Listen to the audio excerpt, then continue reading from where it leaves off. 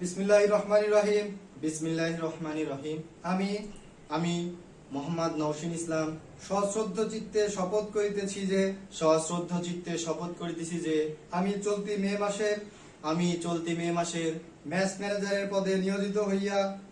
ম্যানেজারের পদে নিয়োজিত হইয়া আমার উপর আরোপিত সকল দায়িত্ব যথাযথভাবে পালন করিব। আমি কোনো ভীতি বা অনুগ্রহ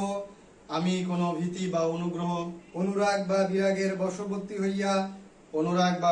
বশবর্তী হইয়া কোন প্রকার সিদ্ধান্ত গ্রহণ করিব না। এছাড়াও কোন প্রকার আর্থিক কেলেঙ্কারির সাথে জড়িত হইব না। আমিন।